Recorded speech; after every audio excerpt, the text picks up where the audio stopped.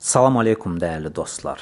Bilirsinizmi, indi danışacağım ətirdə ilk olaraq məni nə cəzb etdi? Onun adı məni yavaş-yavaş öldürür. Sen niye öldürür ki? Ne olup ki? Killing me slowly. Dedim ki, bu ətirdə yəqin nəsə var. Ətir 2014-cü ildə işıq üzü görməyinə baxmayaraq, klassik 80-90-cı illərin ətirlərinə bənzəyir. Ətirin müəllifi Kalis Bakerdir.